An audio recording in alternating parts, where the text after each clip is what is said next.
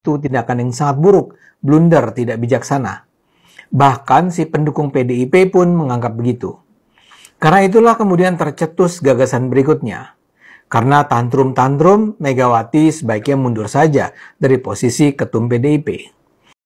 Mas Sudarsono nggak asing lagi dong, yang sempat viral kemarin.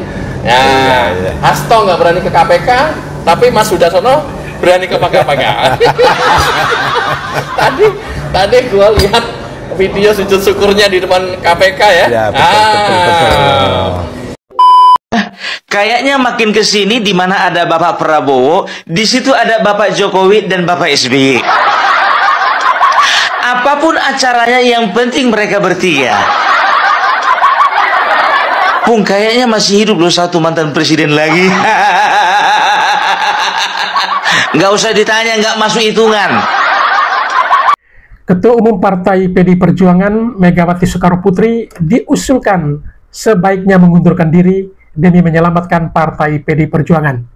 Hal ini diungkapkan oleh Ade Armando bahwa dengan melihat situasi atau kondisi yang terjadi akhir-akhir ini, sebaiknya mungkin Megawati harus berpikir berbesar hati untuk melepaskan jabatannya sebagai Ketua Umum demi menyelamatkan Partai PD Perjuangan. Hal ini bukan tanpa dasar dikarenakan dilihat dengan situasi yang terjadi akhir-akhir ini. Banyak sekali pernyataan-pernyataan dari Megawati yang boleh dikatakan blunder dan melakukan keputusan-keputusan krusial yang merugikan Partai PD Perjuangan.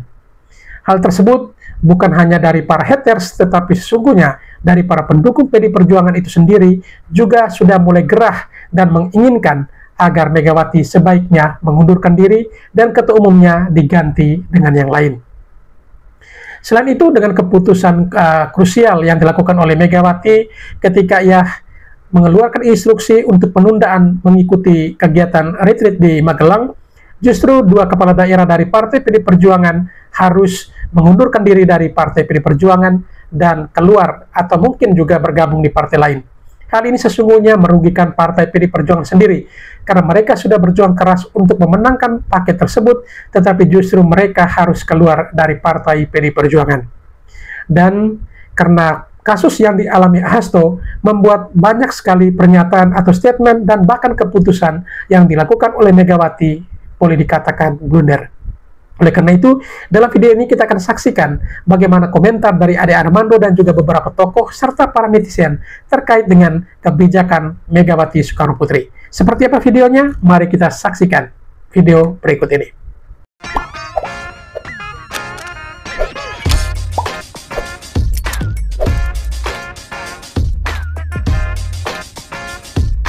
Itu tindakan yang sangat buruk, blunder, tidak bijaksana. Bahkan si pendukung PDIP pun menganggap begitu. Karena itulah kemudian tercetus gagasan berikutnya. Karena tantrum-tantrum, Megawati sebaiknya mundur saja dari posisi ketum PDIP. Bulan April nanti kan PDIP akan melakukan kongres. Dalam kongres itu disepakati saja agar saat ini diperlukan sebuah perubahan kepengurusan. Perlu ada regenerasi. Megawati sudah terlalu lama menjadi ketum PDIP. PDIP secara resmi berdiri pada 1999. Selama 26 tahun itu, Mega adalah ketua umum. PDIP memang punya struktur kepengurusan yang unik. Keputusan tertinggi ada di tangan ketua umum. Bahkan penentuan siapa yang bisa menjadi ketua, siapa yang diajukan jadi calon ketua, calon presiden, calon gubernur, dan seterusnya ada di tangan ketua umum. Megawati punya kekuasaan absolut. Megawati punya hak prerogatif untuk memimpin PDIP. Itu dulu dicetuskan di saat PDIP lahir untuk menjaga PDIP jangan sampai bisa diintervensi oleh kekuatan lain. Tapi sekarang prerogatif itu jadi merugikan. Kekuasaan di PDIP sekarang tersentralisasi di Megawati. Memang Mega tentu saja tidak bekerja sendirian. Ada orang-orang di sekitarnya. Tapi gara-gara sedemikian kuatnya kekuasaan Megawati, yang bisa bertahan di lingkaran kekuasaan hanyalah mereka yang bisa menyenangkan hatinya. Hanya mereka yang penurut, patuh, dan bersedia mengiyakan apapun yang dikatakan Megawati. Jangan bayangkan ada orang kritis bisa bertahan di lingkaran Mega. Dulu sih masih ada Taufik Kemas, sang suami, sebagai orang yang bisa mengarahkan atau menjadi teman bicara Mega. Tidak semua yang ada di kepala Mega saat itu bisa dijalankannya. Tapi sejak Taufik pergi pada 2013, Megawati praktis memimpin sendirian. Dalam perjalanan sebenarnya ada tokoh-tokoh yang berusaha melakukan reformasi dalam tubuh PDIP. Misalnya saja Eros Jarot, Laksamana Soekardi, Kwi Kian Gi. Namun dengan mudah Megawati menyingkirkan mereka. Mega juga memiliki putra-putri di sekelilingnya, Puan dan Prananda. Tapi ya namanya juga anak, mereka ya lebih berposisi sebagai petugas partai ketimbang mitra bicara. Lalu ada pula Hasto Kristianto sang sekjen. Tapi dia kini tentu sudah tak bisa diharapkan. Karena itu sekarang semua bergantung pada Mega sendiri. Celakanya Mega nampak sudah semakin kehilangan orientasi. Usianya kan sudah hampir 80 tahun.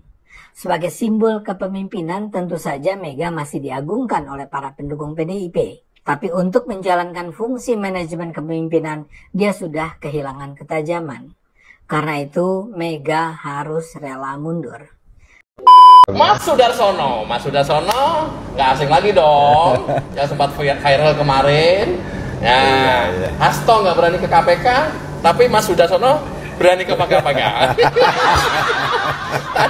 Tadi gua lihat video sujud syukurnya di depan KPK ya. Ya betul. Ini jauh-jauh dari Pemalang, khusus datang ke Jakarta. Iya. Untuk sujud syukur. Untuk sujud syukur. Ya, mungkin itu bentuk ekspresi ya. Ketika kemudian kita berpikiran ideal ya. Kemudian tidak tersampaikan, justru malah mentok. Ya, kita sudah pada track ya. Iya. Bener katakan bener, salah katakan salah. Tadi kan tidak selamanya itu diterima tuh. Iya. Gitu ya Mas ya? Iya. Nah, sehingga Mas Sudarsono saya lihat kemarin dipecat. Syukurin lu. Gua syukurin lu. Ya, Iya, Mas iya. Sudarsono dipecat. Singkatnya seperti apa sih kalau sampai kemudian dipecat? Ya. Singkat saja. Siap. Ya dipecat karena selama ini saya berani mengkritisi Hasto. Nah, padahal itu kan baik ya. Yang disampaikan kan benar. Bener. Menurut saya, tapi tidak benar menurut Hasto. Mati gua. Mati. Partai itu hanya kendaraan, ya. Partai memberikan blessing untuk maju. Tapi ketika menjadi kepala daerah bukan karena dipilih oleh partainya, tapi dipilih oleh rakyatnya. Oleh karena itu, ya kehadiran ini akan untuk kepentingan. Bu Mega jangan pernah membayangkan bahwa kemenangan PDIP pada 2014-2019 itu terjadi karena PDIP dan Pak Jokowi itu tidak apa-apa. Tidak ada apa-apanya kalau tidak ada PDIP. Itu salah sekali. Pendapat saya nih ya. Kan sekarang begitu nggak ada Jokowi drop lagi gitu kan. Nah saya ingin mengatakan bahwa bentuk-bentuk ekspresi permusuhan semacam itu justru merugikan PDIP. Dengan mengatakan bahwa Pak Jokowi kalau bagus ya Pak Jokowi, kalau buruk Pak PDIP, itu dibaca orang sebagai ini partai baper amat.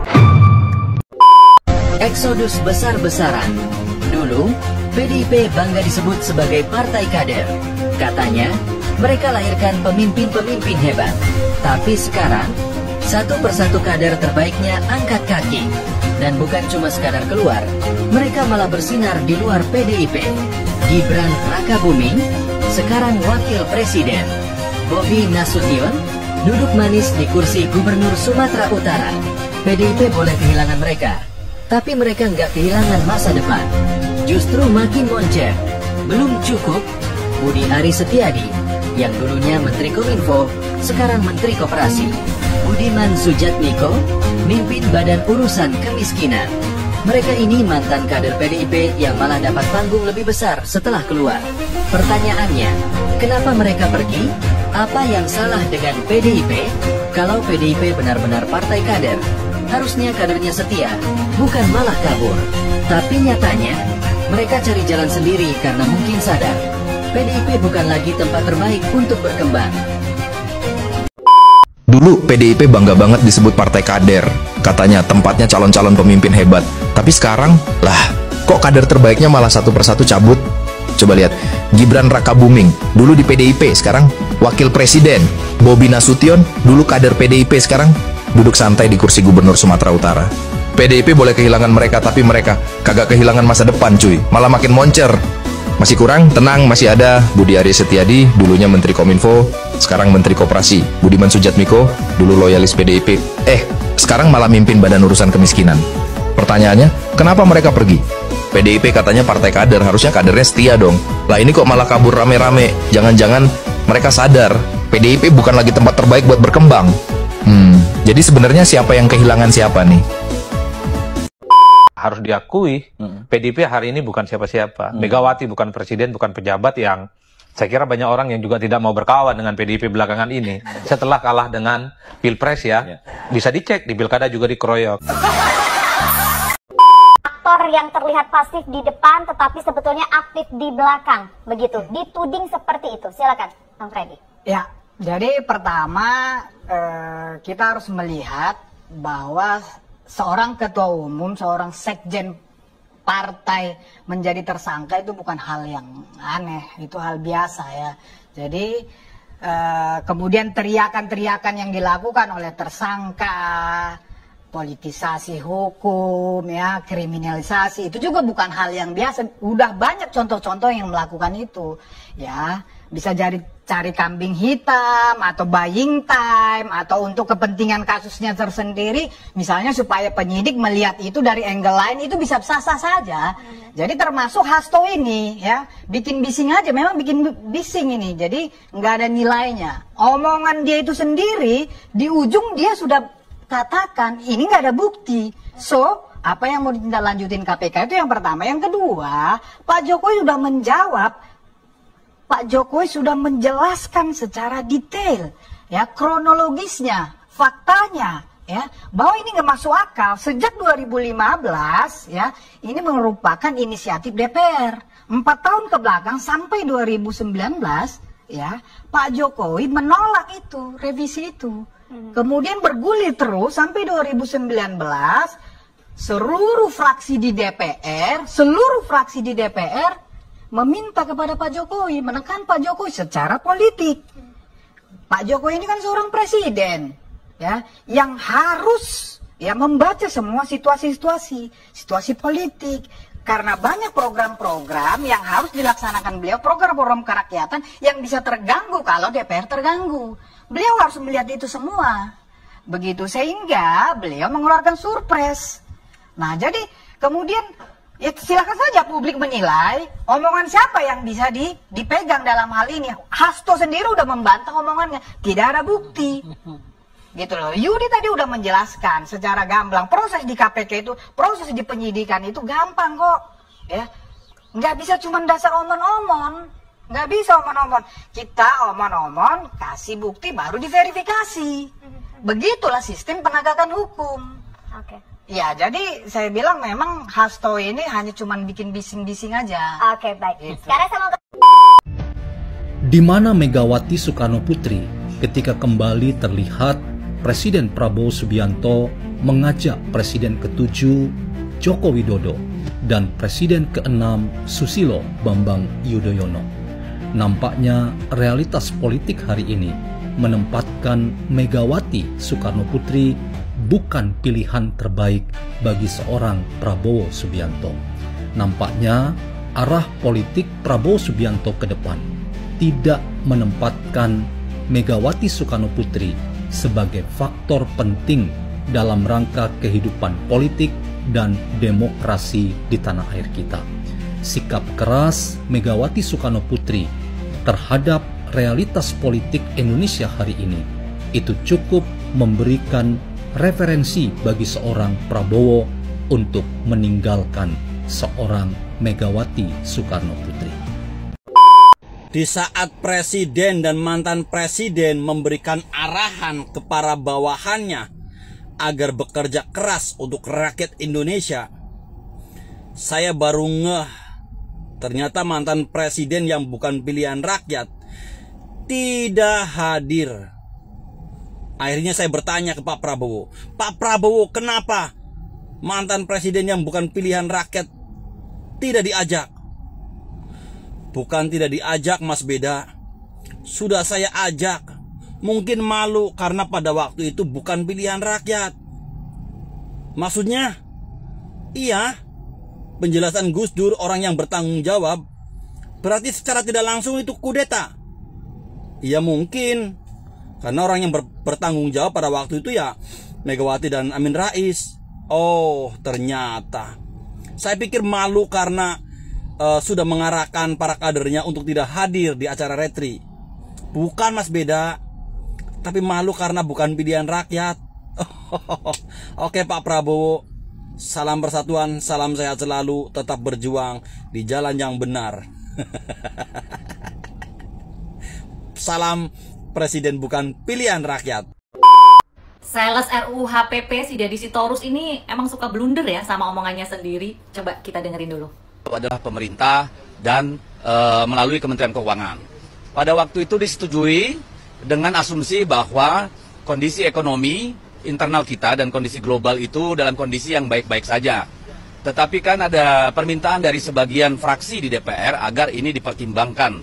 Kenapa harus dipertimbangkan? Karena kita melihat kondisi daya beli masyarakat yang sudah terpuruk, kelas menengah kita juga sudah berkurang jauh, angkanya sekitar 9,3 juta kelas Ini lupa ingatan, apa gimana sih? Hah?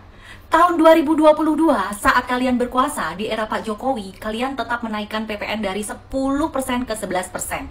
Apakah di tahun 2022 itu perekonomian kita baik-baik saja di saat kita semua sedang berjuang ya, bangkit lagi setelah pandemi COVID? Hah? Apakah perekonomian kita baik-baik saja kala itu? Sedangkan kalian tetap menaikkan PPN dari 10 ke 11% sesuai amanat Undang-Undang HPP. Ada nggak kader kalian ini teriak-teriak kenaikan PPN bisa menjadi badai besar yang menumbangkan pohon-pohon kehidupan? Kenaikan PPN bisa menjadi perekonomian rakyat semakin sulit.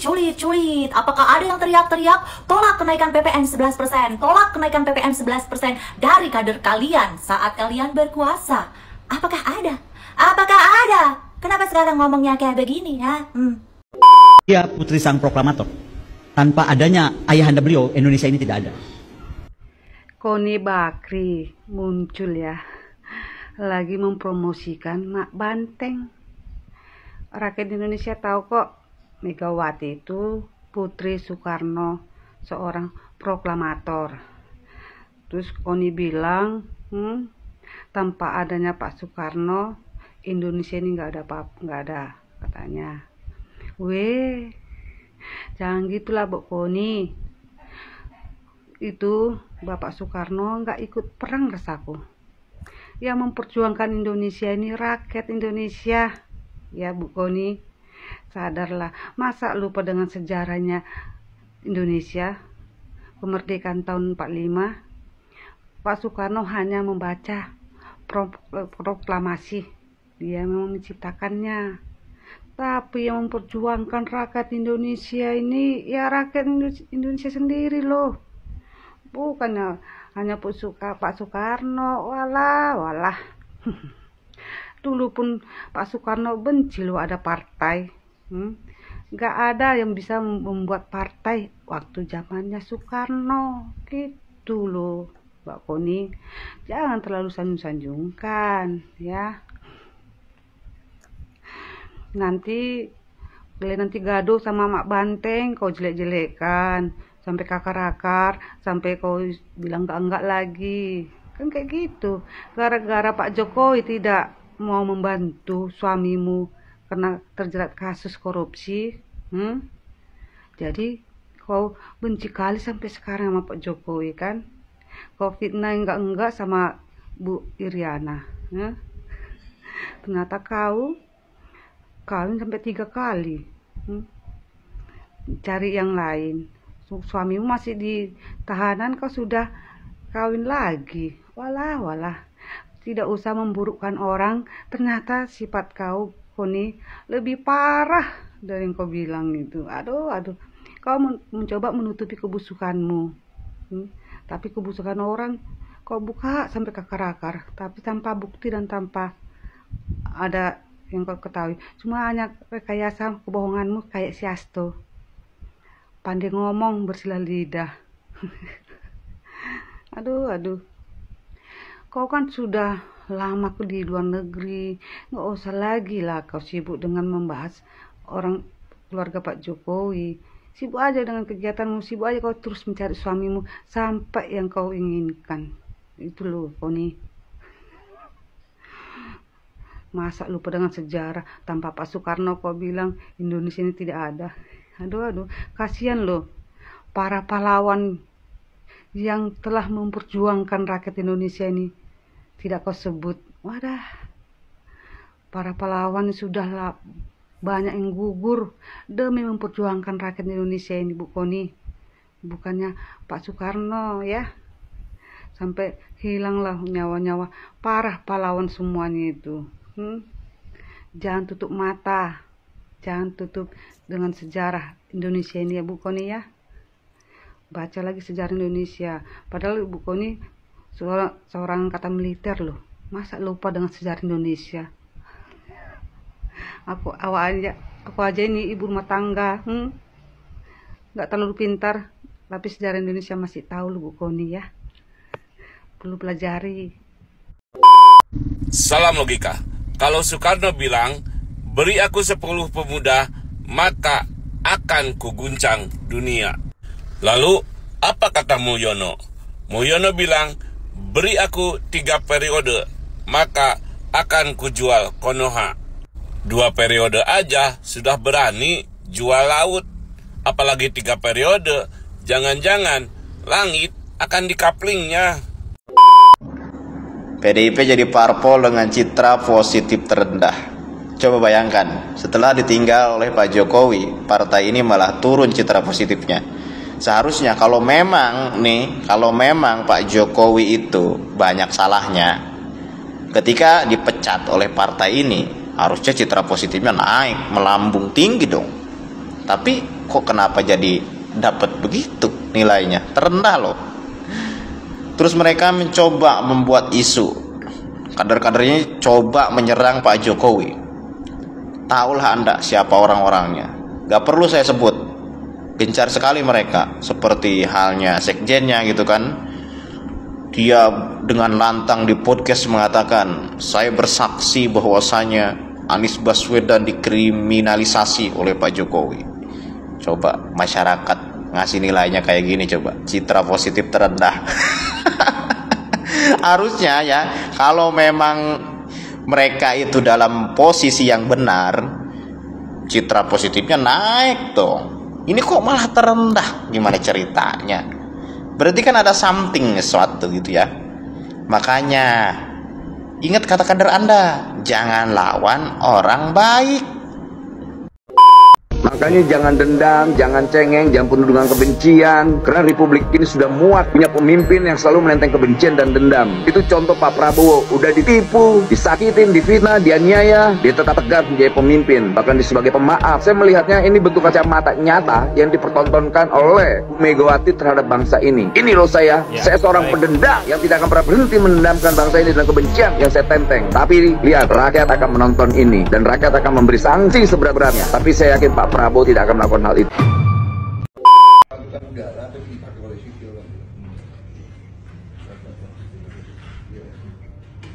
Dan kalau dari segi kabupaten, Bikes Foto dari Pakistan itu Jawa Timur. Jawa Timur paling tinggi, tapi yang paling dari Jawa Timur Pakistan 70% kecil. Jadi ada lama itu. Dukungannya tuh. Pinjam teorinya pemerintahan migrasi. Aduh, keren banget. Aduh. Enak banget ya melihat Bapak Presiden 3 ini kan, Pak Prabowo, Pak SBY, dan Pak Jokowi semakin hari semakin kompak. Kemana-mana mereka bertiga selalu ada. Undangan dimanapun. Apalagi kemarin peresmian kemarin kan mereka bertiga. Sekarang Kak Amil pun mereka bertiga. Ya Allah, enaknya, indahnya. Adem melihatnya ya. Aduh, kasihan kali yang satu lagi. Gak pernah diajak Mak Banteng ya. Kenapa ya Mak Lampir saat itu dilupakan terus? Kayak dianggap nggak ada kali ya Mak Banteng itu. Aduh emang ya, kalau mulutnya itu umat kamit, baca mantra, saban hari hanya merepet aja kerjanya. Ya, Mak Lampir saat itu ya kan. Jadi sudah enak orang tuh melihat tingkah laku itu Mak Lampir. Makanya nggak pernah hadir, nggak pernah diajak. Dianggap nggak ada, aduh kasihan kali Mak Lampir. Nggak pernah gabung kan.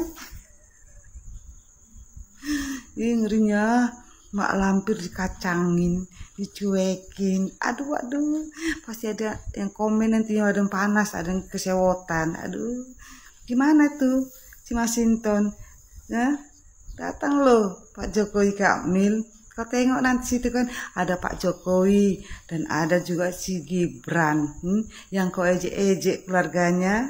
Kau tengok tuh mereka berdua, ada si 3 masih Bobby malahan ya. Gimana? Malu dong kan nanti menengok Pak Jokowi, situ anaknya, situ menantunya, Masinton. Makanya mulut kau jangan terlalu ember. Kena batunya kau Masinton, kena karmanya kau kan. Bisanya juga Pak Prabowo mengundang Pak Jokowi ke Akmil. Nanti salaman pula kau nanti ke sama Pak Jokowi. Terus cengir-cengir sana kau nanti salaman Pak Jokowi. Kau tengoklah, aduh mereka bertiga coy. Gimana nanti reaksimu kau Masinton? Kau tengok nanti mereka bertiga, kau bilang kemana kalian bilang, partai kalian itu bilang dinasti, Samsul lah. Aduh. Kau kenapa penasaran aku nengok si Masinton ini gimana reaksi dia jumpa Pak Jokowi, si Gibran dan si Bobby. Aduh kacile. Menangislah kau nanti, aduh makku kok nggak diajak Pak Prabowo, kok tega kali lah Pak Prabowo ini, makku nggak diajak.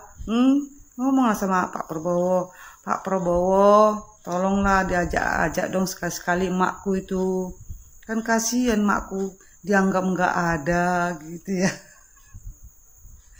Kayaknya bilang sama makmu, tobat itu mulut sekali-sekali direm, dikunci, digembok gitu loh.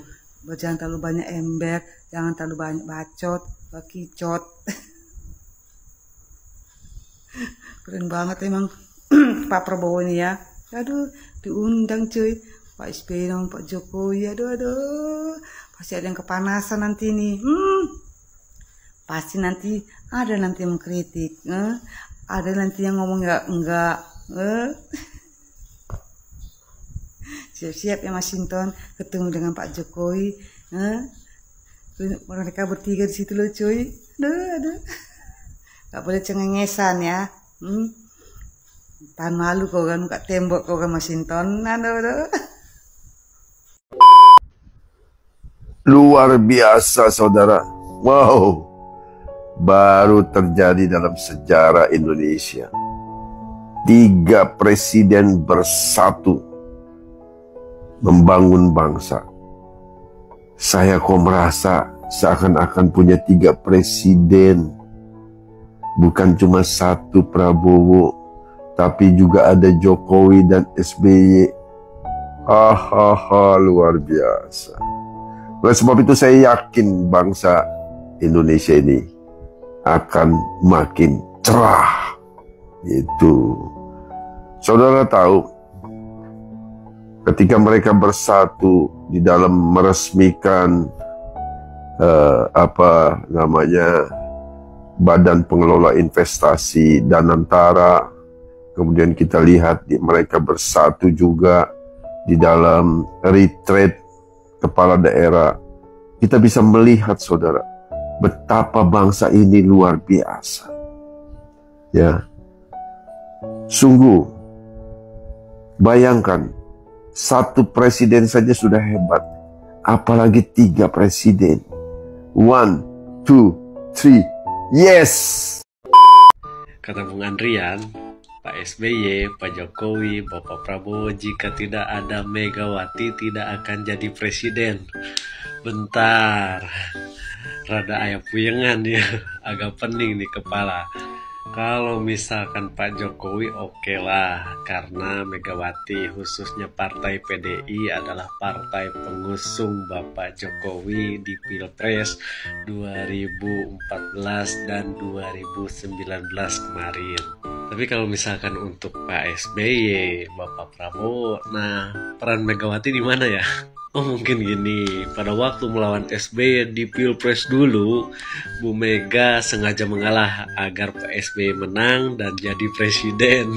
Sama halnya di Pilpres 2024 kemarin nih, Ganjar disuruh mengalah oleh Megawati supaya Bapak Prabowo menang dan jadi presiden. Karena logikanya kalau misalkan gak seperti itu, ya minimal saat ini yang jadi presiden itu Ganjar. Karena Ganjar didukung oleh Megawati. Atau minimal pada waktu bertarung dengan SBY dulu, ya Bu Megawati yang menang dan jadi presidennya. Karena Bu Megawati didukung oleh Bu Megawati. Kayaknya makin kesini di mana ada Bapak Prabowo, di situ ada Bapak Jokowi dan Bapak SBY. Apapun acaranya, yang penting mereka bertiga. Pung, kayaknya masih hidup loh satu mantan presiden lagi. Nggak usah ditanya, nggak masuk hitungan. Kok nggak masuk hitungan, Pung? Coba perhatikan dulu, Bapak SBY 2 periode. Bapak Jokowi 2 periode. Bapak Prabowo dijamin 2 periode.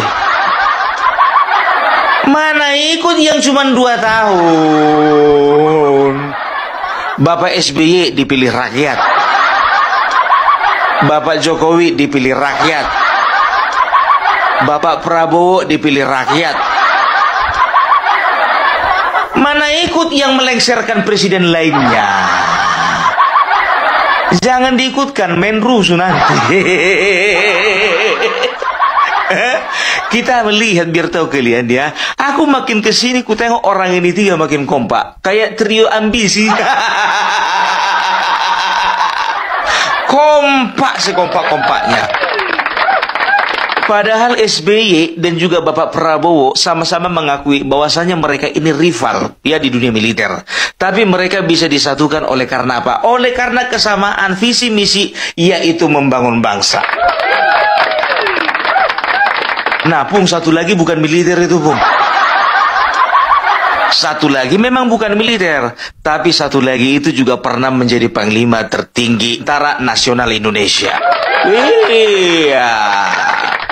Itu dia ya. Jadi kalau bisa dikatakan 3-tiganya ini makin kesini itu makin enak kita ngelihatnya, kan begitu kan? Kita bisa melihat bagaimana ya ada sinergitas di antara mereka bertiga. Bapak Prabowo adalah seorang pemimpin yang memang betul-betul nggak egois gitu loh. Dia nggak mau maju sendiri ya. Dia kalau mau maju, aku perhatikan dia harus ngajak-ngajak kawan. Nggak kayak yang sebelah sana, dia maunya maju tapi nendang kawan. Kadernya dipecat. Elit-elit dipecat. Bahkan presiden pun dipecat. Aku berpikir waktu dia pecat semuanya itu apa, nggak takut ini kehilangan stok. Aduh. Jadi kemarin di acara Akmil ya, Bapak SBY dan juga Bapak Joko Widodo itu bukan diundang tanpa alasan. Mereka itu diundang sebagai pemberi materi ya. Sekarang begini aja lah, nggak usah pun sebagai pemberi materi ya. Adalah satu kehormatan mengundang Bapak SBY dan Bapak Jokowi.